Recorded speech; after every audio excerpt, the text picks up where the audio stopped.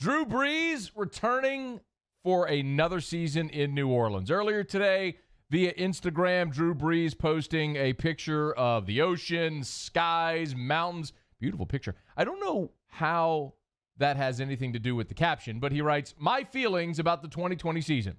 I look forward to the grind and the journey, for the reward at the end will be worth it. Love you, Who Dat Nation. Let's make another run at it." And with that, Drew Brees returns for another, what may be his final season in New Orleans, after a lot of speculation as to whether or not he would hang it up after the 2019 season, a third straight that ended in heartbreak in the playoffs. But Drew Brees is returning. How do you feel about it? Lots of reaction today. I don't think personally that this is any surprise. Drew Brees has said many times that he wanted to play till he was 45. He may have altered that at this point. But the things that usually pull guys away from the game are if they're either not physically able to still do it or if they want to be with their family.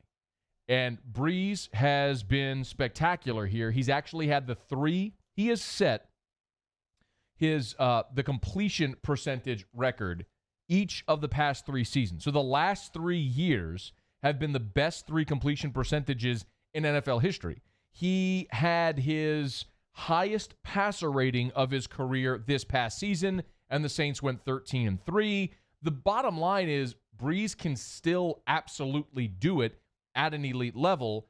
And the other thing that should have been a true tell, a tip, was when Drew Brees says, "My kids love it. They never want me to retire. They want me to play forever." So as long as you don't feel like you're neglecting your family and you're not missing things at home, and you can still play at a high level, go play. And that's what Drew Brees is going to do at least for one more season. So we will talk a lot about this over the course of the day and what this means. But obviously, the most obvious is that come March 18th, when free agency begins, and Drew Brees has said he is not playing for anybody else, Drew loses a lot of leverage financially. If he wanted to hit the open market, there's no doubt he could command a higher price than just whatever New Orleans is willing to pay. Now, this past year, Brees was on a 2-year, $50 million contract, which was slightly below market value, and only 1 year of that deal was guaranteed, which is why Drew is a free agent. So made $25 million this past year, but he could command more than that on the open market. Let's assume he falls somewhere in the $25 to $30 million range for 2020. The big question then becomes, what do you do with Teddy Bridgewater and Taysom Hill? And obviously, when March 18th comes and free agency begins, there is very likely going to be a robust market for Teddy Bridgewater. And if that's the case, Teddy Bridgewater is going to go and he is going to get far more than the Saints would be able to offer.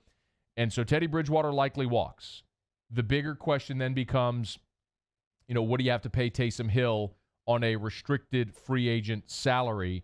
And that likely means Taysom Hill will be back next year. Just when you look at what's on the books already, Drew Brees for next year already has a $15 million cap hit for next year. $15.9 million is a $21 million dead cap number, meaning if Drew Brees doesn't play next year, you're still counting $21 million against the cap. So it's going to be on Kai Hartley and the rest of the Saints front office to crunch the numbers and make this work financially. But bottom line is Brees will be back. Bridgewater will likely sign elsewhere, and they'll sign Taysom Hill to a restricted free agent tender, and they'll go year by year and see how this goes.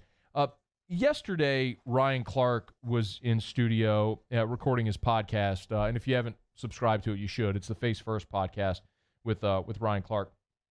And Ryan went through, and it was very well done. He took the changes to the NBA All-Star Game and how much it worked, and sort of he used that to weave a storyline about how sometimes change can be really good. And pointed to the fact that Pelicans fans didn't want to let go of Anthony Davis, but in so doing, netted Zion Williamson and basically everybody's draft for the next 3 years. It worked out really well because of that change. And he was saying, look, New Orleans, New England, San Diego, L.A. Chargers, you're going to have to get used to change.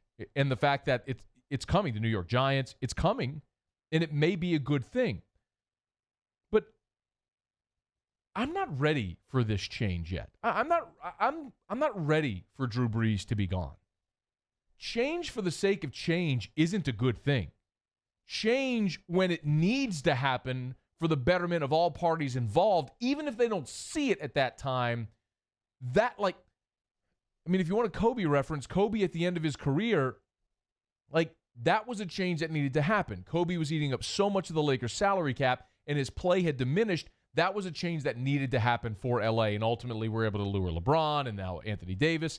That was a change that needed to happen for the betterment of all parties involved. And Kobe went on to great things post-basketball, as we know. But change just for the sake of change isn't a good thing because the grass isn't always greener. And in this respect, when I look at the New Orleans Saints with Drew Brees, yes, they were 5-0 without Drew Brees when Teddy Bridgewater was the starting quarterback. Is that sustainable? I have no idea. I also know Kyle Allen was 3-0 at one point this year with Carolina, and look how that finished. He ended up losing his job to Will Grier, and they're a mess right now in Carolina. So sometimes immediate success doesn't mean sustained success, and what I know about Drew Brees is he can still perform at an elite level and keep New Orleans at a championship caliber. They were 13-3 this past year. In 2018, they were 13-3. What the rest of the NFC did was the dictating factor, whether you're the 1 seed or you're playing on wild card weekend. So, man, I am fired up that Drew Brees is coming back. I got a tweet earlier today from someone who basically was calling to the carpet the New Orleans Saints organization, saying the fans deserve an explanation for the playoff misses the last 3 seasons. Let me tell you what, man, all that proves is that it's really hard to win in the NFL. How in the world could you possibly be mad about the Minneapolis Miracle? I mean, you were right there on the doorstep with the Nola no call, and you got screwed. You were unprepared this year against Minnesota. That's disappointing.